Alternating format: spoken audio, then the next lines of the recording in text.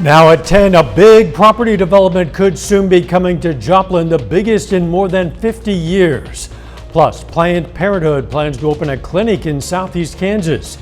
And Galena, Kansas prepares to celebrate the 100th birthday of Route 66. Starts now. A land development project might be the biggest the city of Joplin has seen in more than 50 years. This is KOAM News at 10. I'm Dow Quick. Property developer Woodsonia Real Estate Incorporated proposes an approximately $375 million mixed-use development. If built, it would be the largest such project in the city of Joplin since the opening of the North Park Mall back in 1972. The project, dubbed Prospect Village, would redevelop more than 78 acres to include a large indoor and outdoor sports complex, parkland, and a trail with water features, anchor retail space and other retail space, 350 units of multifamily housing and hotels.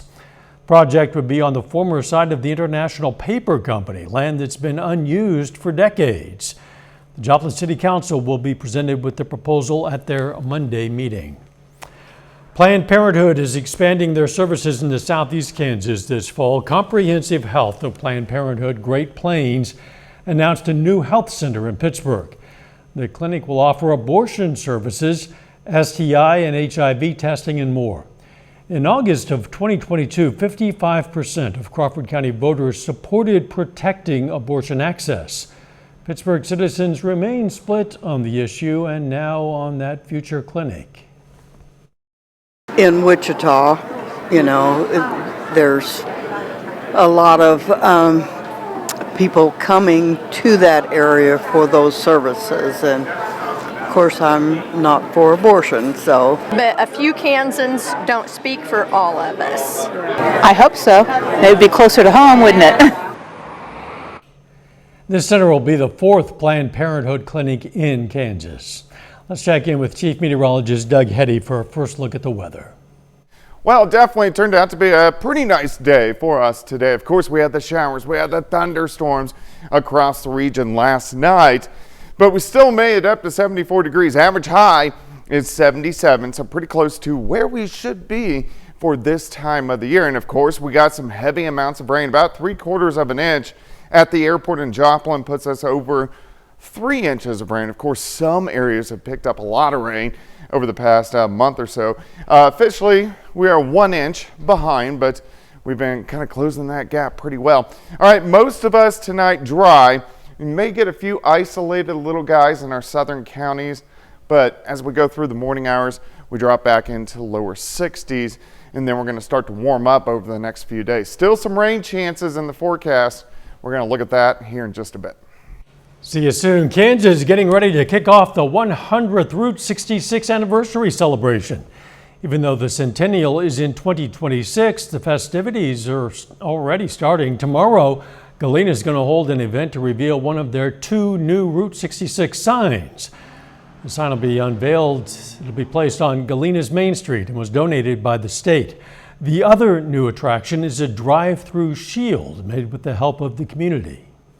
Even though we're still about a year and a half out from really getting started, we're getting started now. And like I said, tourists are already excited for what's going to come. I think every town along the route in all 13 states are really gearing up for things that we want to do and kind of collaborate together. Not only is it historic for military travel or people coming from the east to west for newer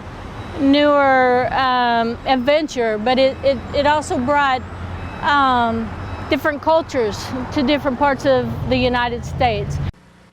Kansas's 13.2 miles of Route 66 is getting a bit of a facelift. The pavement shields are being repainted, and Rainbow Bridge will soon receive an extra coat of paint. Crawford County, Kansas officials have invited the public to a series of meetings designed to address the current and future needs of US 69 in Crawford County. The meetings will consist of stakeholder and public input, as well as traffic and safety data. The first of these meetings was held today in Pittsburgh. This is why we started this corridor study, to primarily ask the citizens what's currently working now on the corridor, what's not working now on the corridor, what is the potential future use of the corridor. For a complete schedule of upcoming meetings, just go to our website, koamnewsnow.com. As the end of the school year approaches, districts are looking ahead and preparing for next year. One issue is the recruitment and retention of teachers in rural districts. Chris Bryant looks into what those districts can do to help fill positions. Finding teachers for some of our smaller districts in the state is challenging. Just like every student is different, so is every school district. And growing your own? May have gone to school there, or they have a family member or spouse that is nearby, so they're willing to teach in that area. Isn't enough when it comes to filling open positions. And the challenge has always been much, much lower pay. And thankfully, moving forward, we're going to see a salary increase that puts some of those smaller school districts into a more competitive setting or opportunity. And so right now I want to make Clever the most appealing place possible. For the Clever School District, that's not only for those currently employed by the district, but for those looking for something other than a large district. I really think, as a school district our size, is we have to look at all those needs, look at our whole staff, and try to work together for that greater good and for that goal. Sometimes it takes being creative. Just trying to find different ways outside the box of how we can continue to recruit teachers, but also keep those amazing teachers that we already have here right now. It's important to create career teachers in rural districts and not allow them to become feeder schools. I hate that idea that you start at a smaller school just so you can work up to a larger school. The students in those smaller schools deserve better than that. While the focus is on recruitment across the state, our existing teachers with 5-10 years of experience leaving the public school system. They're not necessarily even going to a larger district for a larger salary. They're just leaving education altogether. The schools cannot do it alone. That district is something that the community can rally around. It's something that the students can rally around, and it's an important part of what makes and defines what that community is or what that town is. While teachers are working to make sure each student is treated as a person and not a number, districts are working on that work-life balance. But then for teachers at some point, whether it's through messages or different things, they still have to have different hours to be able to put that down and still have a family. At the end of the day, it's about the students. So we need to have qualified, competent teachers in every school district in the state of Missouri, not just in our suburban and urban school districts. A petition calling for an audit of Carterville, Missouri hits the desk of that city's mayor. That's coming up. Plus, former President Trump's attorneys went after Michael Cohen on the stand today, attacking the credibility of a key witness in Trump's criminal trial. I'm Bradley Blackburn with the latest and why there was a large Republican entourage at the courthouse.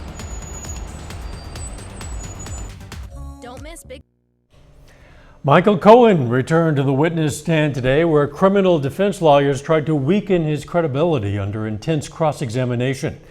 The testimony in Lower Manhattan comes as the trial of former President Donald Trump moves closer to entering the next stage. Bradley Blackburn has the latest. On day 18 of former President Donald Trump's hush money trial, the defense pressed Michael Cohen about his history of lying under oath and his criminal record. They're trying to convince jurors that Trump's one-time lawyer and fixer was lying again when he linked Trump to hush money payments to adult film star Stormy Daniels and to falsifying business records to cover it up. The more that the defense spends cross-examining Michael Cohen, the more I think this really is their case and their theory, which is if you don't believe Michael Cohen, if you think he lied, then don't convict. In one effort Thursday to raise doubts and argue that Cohen sought revenge against Trump, defense attorney Todd Blanche played comments from Cohen's podcast. You better believe I want this man to go down and rot inside for what he did to me and my family. Cohen was sentenced to 3 years in prison amid the fallout of a federal investigation related to his payments to Daniels. Although he admitted to violating campaign finance laws, Cohen says he was wrongly charged with tax evasion. Trump has pleaded not guilty to 34 felony counts. The presumptive 2024 Republican nominee has repeatedly called the trial election interference. I think it was a very interesting day. It was a fascinating day. and it shows what a scam this whole thing is. Cross-examination of Cohen is set to continue Monday, and closing arguments could begin early next week. Bradley Blackburn, CBS News, New York. Trump's lawyer says he could finish up with his cross-exam by lunchtime on Monday. While it's still not clear whether Trump will take the stand, sources tell CBS News that's unlikely at this point. If you get a text saying you owe money to a road toll collection service, so be careful. Southwest Missouri's Regional Better Business Bureau warns it might very well be a scam. The message includes a link to settle your balance, which appears to be from a state toll service, but actually is not. If you click the link and provide your personal and payment information on the website, scammers could now have access to that information and you might have lost some money. So delete it. Mark it as junk, block the number if possible, and then please do report it to BBB. Go to bbb.org/scam tracker to make that report. Yeah, again, if you get that text impersonating a road toll collection service, you can file a report with the BBB scam tracker. A petition drive to audit the city of Carterville, Missouri has found its way to the mayor's office. Carterville Mayor Alan Griffin says the audit would cost the city between $45,000 and $65,000. Citizens in favor of that audit say talk of audit costs distracts from the issue of years of alleged unexplained financial shortfalls. And that's their right to do so. And it's going to happen, whether I like it or not. I don't really feel like they're going to find anything significant. Of course, their job is to find something, and I'm sure they will find little minor things here and there. I don't know of an audit that's ever come back just clean. Griffin says he's not sure when the audit will take place. Big growth at one retailer could be a barometer of how consumers are feeling. Walmart is raising its sales and profit guidance for the year after it saw a 3.8% growth in sales last quarter. Groceries account for more than half of Walmart's sales. The largest retailer in the U.S. is reportedly using its size and buying power to keep prices lower than its competitors. The discount chain prices food items about 25% lower than traditional supermarkets. Doug's forecast is next, and a little bit later, the Lions begin tournament play this evening. John Dales has all that action in sports. Things on flooring.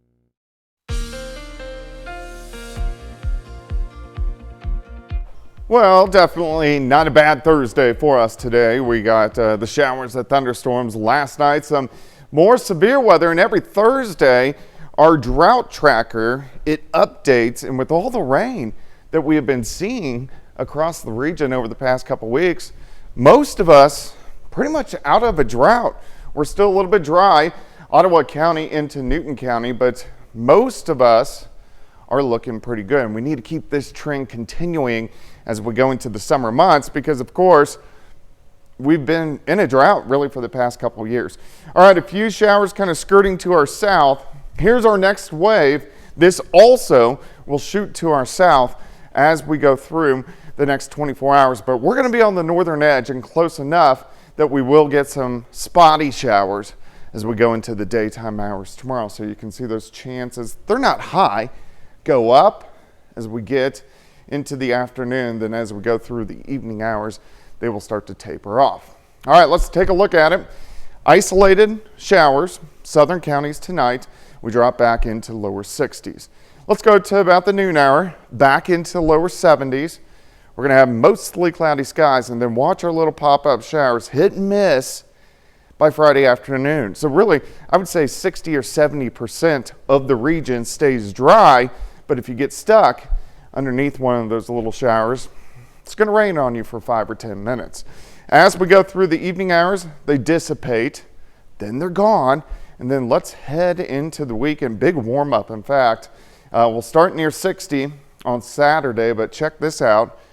We go all the way into lower 80s for highs Saturday afternoon. So the weekend's shaping up pretty good. All right, your Friday day planner, 63 in the morning, 75 by noon, high temp of 76, of course.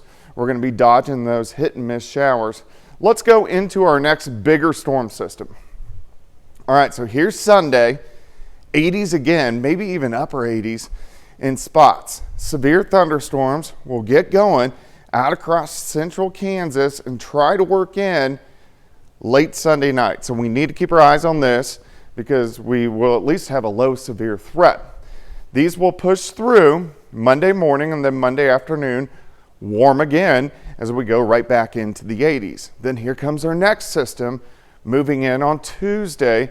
Cold front shifts through, and that will give us a chance again for another round of severe weather. So we still have a ways to go in severe weather season. All right, 76 for us tomorrow, 82 on Saturday, 86 on Sunday. Those thunderstorms Monday morning and then Tuesday afternoon. Another severe threat returns late next week, but temperature is pretty good through the period. Doug, thanks. The Joplin Public Library welcomes back a couple of familiar faces. The Two Kids on Bench statue, which was stolen nearly a year ago, has been replaced thanks to the Kiwanis Club of Joplin. The club facilitated the donation, making that replacement statue possible. While an arrest was made quickly by the Joplin Police Department and the suspect is awaiting trial, the original statue, it was never recovered. Although the new statue was installed yesterday, an official dedication ceremony is going to be held Monday at 1 p.m. at the Joplin Public Library. Still ahead, Missouri Southern Baseball opens NCAA tournament play at home, and Pittsburgh High School baseball tries to advance to the state tournament. John Dales has those highlights and more. It's coming up next in sports. Bank believed to attend. Entertainment schedule is subject to change.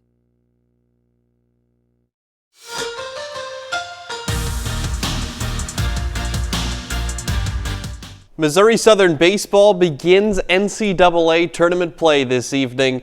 For the second year in a row, the Lions host a regional, which means they're playing at their home field, and they need to knock out 3 other teams in order to advance. Lions' first game of the tournament, they face Harding in Joplin at Warren Turner Field. In the first inning, Garrett Rice drives one into center field with the bases loaded. That scores 2 runs. The Lions begin with a 2-0 lead. We hear more from him later in this one. We head to the third inning, same score.